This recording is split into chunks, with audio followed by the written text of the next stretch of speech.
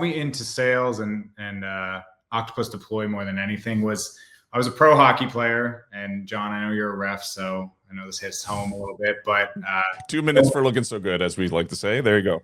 Exactly. The COVID season kind of canceled my last kick at the can, and I made the transition into sales. I was kind of trying to figure out what I wanted to do between medical sales, tech sales, and I had a friend, a teammate, introduced me to a company, Datadog.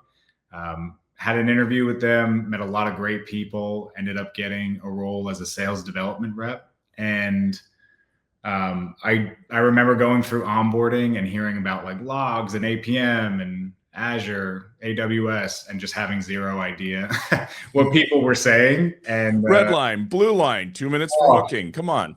I was used to getting slammed into the wall and fighting guys bare knuckle at center ice. I was getting hit in the face in a different sense. Yes. Terminology, but I'm happy that I did that because it just opened so many doors. And I eventually went from SDR to account executive, moved over to a company, Fastly, where I became a sales development leader. And then career path just kind of led me to Octopus Deploy. I saw a job posting and it was like the next step in my career. So I jumped at the opportunity. And I think what really drew me to it was I saw the handbook. I saw, met with Harsh. I think I also met with Hope as well. And from there, I was kind of hooked. And I was like, now I was like, I'm setting myself up for failure because if I don't get this role, I am going to be heartbroken because I'm invested. My hopes are high, but yeah, it's been amazing so far. It's been busy, but the good kind of busy. So for folks who don't know, what does business development look like at Octopus? What's your team responsible for? Yep. So we have the glamorous job of making cold calls, sending cold emails, reaching out to prospects, leads, potential contacts, in hopes of creating new pipeline for our account executive team to grow the business and overall expansion. So we say cold calls and cold emails, but we try to spend as much time as we can doing account research, looking for signals or the right types of signs that may show timing is right. So we try to be trusted advisors, talk about pain points that we solve for, and try to be as thorough and create quality outreach rather than focus on volume. That was my next question, which is basically about building trust. Is there anything that you would suggest when talking to prospects that helps you build trust quickly? That's a good question. It's something that you're always, I think, trying to work on, but I think prospects can always sense out when you've put the work in, when you've done your research. We like to look at job postings to get a sense of, maybe where a company's headed, initiatives that they're focused on. There's a digital transformation and they're hiring for a certain team, like a platform team, maybe what tools they're looking to bring in or what type of expertise in certain tools they're looking for. Sometimes that'll tell the story. Looking at other like usual suspects like promotions or new hires as well, people changing jobs that maybe came from an Octopus customer that were happy with what we did there. So I think all of that, what we're trying to do is give back some sort of time, mitigation of risk, or either reduce costs or increase revenue for platform teams, for development teams, really trying to help. Although I think the hardest part is the first initial 10 seconds of a conversation, because that's the objection or hang up. If you can get through that, usually we're okay. I'm glad you touched on this. You mentioned job postings, et cetera, promotions. These are sort of tells for describing a customer's real needs. You and I are both defensemen, and I know that when watching a player come down the ice, we'll watch his chest, not the puck, in order to keep track of where to position.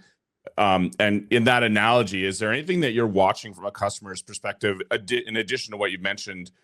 This is basically recognizing their needs when it's not super obvious. Is there anything else that you're looking for in terms of uncovering those real needs? first of all, I'm kind of like struck just by the knowledge of watching the chest, because that's something my dad would always tell me. You know, he could tell when I was puck watching and a guy would dance around me. But yeah, I think that a lot of business development reps think that they have to get it right on the exact first try, doing that outreach. And I think I always try to say, if you're creating a hypothesis on like a trigger event mixed with a value-based outcome that we have, and tying that into some form of saving time, risk, or cost, it's going to be dynamic. It's going to be fluid. Like, it's always going to change, and you get that through having conversations with these folks, and that's okay. I think if you're able to just take those conversations and those connections you have over the phone, over email, and continuously update and continue to build your use case, your reason for reaching out, you're going to land in the right spot eventually. And we've got a few tools here at Octopus Deploy that I think help speed up that process, because there's no experience like firsthand experience being on a discovery call or a demo. So I think we're in a good spot. So we kind of just watch everything. We listen to our prospects as well. We listen to the feedback. We just came off, obviously it's conference season. We came off of KubeCon, GitHub Universe. I know we're wrapping up AWS reInvent right now, I think, as we speak. And the feedback's been amazing. But looking at the surveys and the conversations we had at the booths, understanding what those folks are dealing with, what pain points they're hearing, has helped our team tremendously just learn and continue to iterate on that. Sticking with this analogy of hockey, obviously as a defenseman, you get scored on a lot, and sometimes it's your fault, sometimes it's not. And you got to maintain that motivation. I would imagine with your role and your team's role, sales comes with obviously a lot of rejection. How do you keep your team motivated? Yeah, that is that's like one of my interview questions. So I love that you asked that.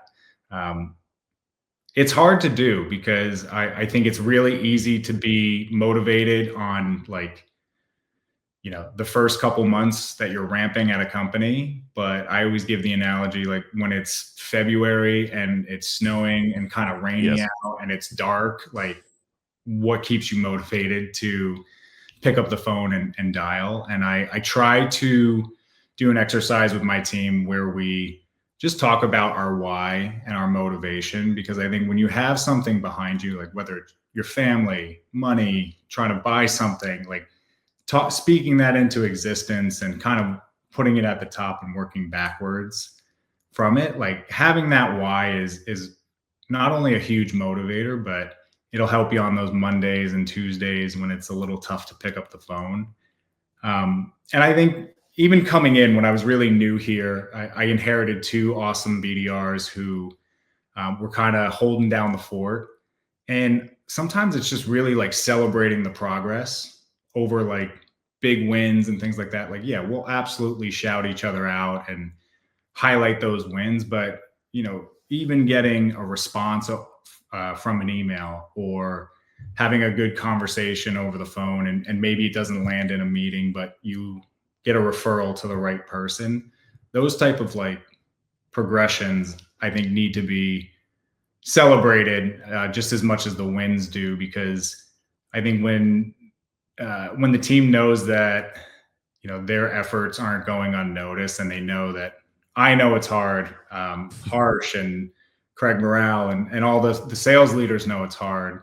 I think it goes such a long way with the team. So that, we do some spiffs. We try to keep it fun. We try to see each other over Zoom. We have call blocks weekly, working sessions. So quite a few things, but I think all in all, just trying to give them the recognition they deserve. And looking ahead, where do you see the biggest opportunities for Octopus in the next year, 2 years? What excites you the most? I think the growth more than anything. I mentioned I came in and the team was too strong, and we're it was there were two of us for the longest time keeping the lights on, and then we're now at a team of 6 globally, which is great. We're looking to That's awesome. we're looking to be at a team of 8 come February, just before our revenue kickoff. And then we'll continuously grow. I think that's the plan for 2026 and 2027. So I'm excited to really scale this team into a finely tuned athletic machine. I don't think athletic, Nice. but you know what I mean. I do. Anyways, that was Craig, Wiz, as we like to call him here, Director of Business Development at Octopus Deploy. If you're building meaningful customer partnerships, Wiz is definitely someone to talk to. You can check out octopus.com/careers. Do you have your jobs listing there, or you're looking to hire, aren't you?